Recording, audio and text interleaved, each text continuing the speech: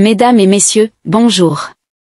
Dans cette vidéo, j'aimerais attirer votre attention sur quelque chose de très grave qui se passe, en Guinée. J'ai vu à quel point Internet était tellement cher à la jeunesse au peuple que j'ai fait une vidéo en dénonçant un petit peu ces tabus qui permettaient ou qui poussaient plutôt l'Afrique à rester derrière. Mais ce n'est pas tout. Aujourd'hui, je reviens moi-même vous dire que la Guinée a un problème de l'Internet et courant avec le carburant, en fait.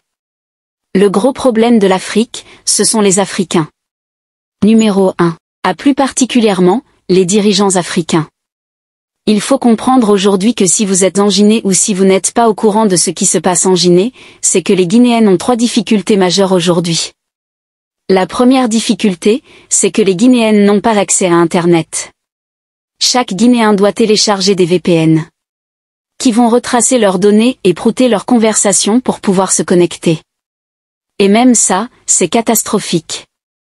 La deuxième chose, c'est qu'il n'y a pas de liberté d'expression dans ce pays aujourd'hui. La plupart des médias sont offusqués et la plupart des médias sont brouillés, ne peuvent plus s'exprimer ouvertement.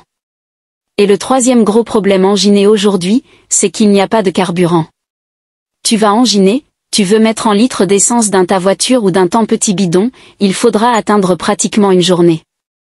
Les Guinéens sont en train de traverser une situation très difficile, très précaire, mais dont personne ne parle. Et ça, ce n'est pas du hasard, va essayer de voir ça, c'est un profond or. Dans cette vidéo. Vous me connaissez, la politique, c'est pas mon point fort. Je ne m'intéresse pas du tout à cette chose-là, mais je me dis, j'ai plus de 2000 abonnés sur ma chaîne YouTube, en plus 22 000 abonnés sur Facebook, 12 000 abonnés sur TikTok. Je peux soit me contenter de gagner mon argent de faire mon business ou soit parfois. Je sais que je suis suivi par pas mal de jeunes Africains, parler à leur place et élever ma voix pour leur faire entendre, pour que cette voix soit entendue à l'international. Et à travers cette vidéo, c'est ce que je veux faire. La politique ne m'intéresse pas, je précise encore. Je n'ai rien contre aucun gouvernement. Je ne connais même pas le nom de Premier ministre beaucoup de pays en Afrique, notamment même de la Guinée-Conakry. Ça, c'est la vérité, je n'ai pas à me vanter de cela, c'est juste que la politique ne m'intéresse pas. Mais il y a des choses que l'on doit dénoncer. Le constat, il est très simple. Quand il y a un gros problème, au Sénégal, le monde entier est au courant. Pourquoi? Parce qu'ils en parlent, les gens tournent de la force à travers les réseaux sociaux, ainsi de suite. Quand il y a un gros problème, en Côte d'Ivoire, en Afrique du Sud, les médias même occidentaux en parlent, on apprend cela. Mais là, ça va faire plus trop.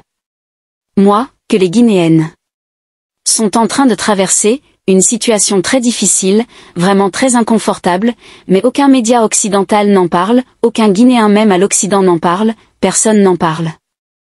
Pourquoi? Est-ce que c'est dû à la peur? On va voir un petit peu tous ces critères-là, ici.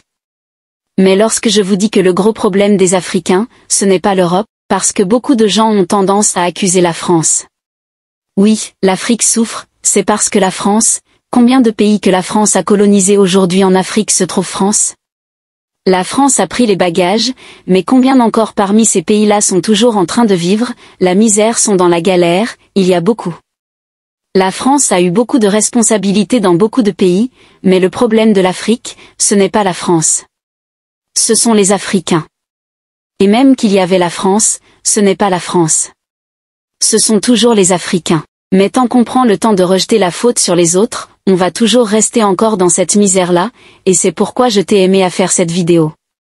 Si je dis que le problème, c'est là. Regardez, comment voulez-vous qu'un peuple se développe, lorsque la jeunesse n'a pas accès à Internet? Comment vous voulez que cette jeune femme ou ce jeune homme lance sa chaîne YouTube et TikTok, pour essayer de toucher les gens à l'international, si lui-même il n'a pas accès à Internet? Comment voulez-vous que ces étudiants apprennent des choses au-delà de ce qu'on lui donne, à l'université, ce qui est très limité et très classique, s'il n'a pas accès à Internet? Comment voulez-vous que ce jeune informaticien lance une application pour révolutionner les choses, s'il n'a pas accès à Internet?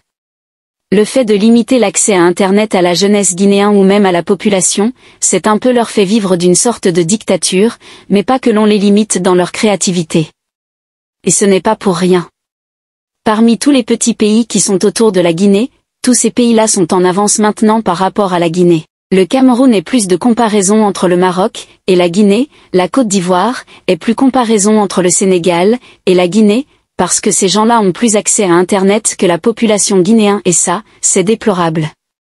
Mais n'importe qui n'y a pas Internet, qui doit parler de ça? Normalement, il y a les médias qui doivent mettre cela à l'avant, mais on coupe la liberté d'expression à ces médias-là, ils ne peuvent plus exprimer. Soit, on va porter plainte contre eux, mais pire, on va les sortir de certains réseaux de télécommunications, ou sinon on va brouiller leur signal, comme ça, ils ne peuvent plus exprimer.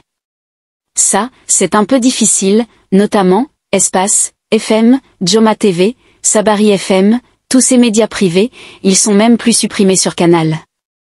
Donc le peuple ne peut même pas être informé librement, vous êtes obligé d'écouter la télé publique, donc ce que le gouvernement à lui-même gère, sinon les privés, on ne leur laisse plus la parole.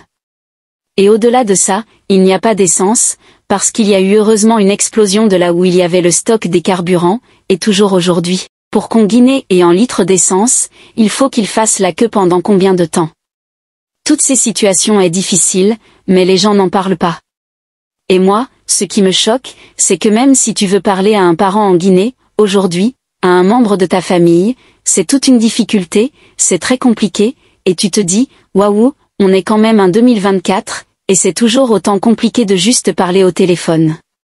L'imagine quelqu'un qui veut télécharger quelque chose, l'imagine moins qu'il décide par exemple d'aller s'installer. Pourquoi vous êtes étonné que même des Guinéens qui veulent s'installer à l'Afrique, ne vont plus en Guinée, vont en Côte d'Ivoire notamment les blasphèmes ainsi des suites.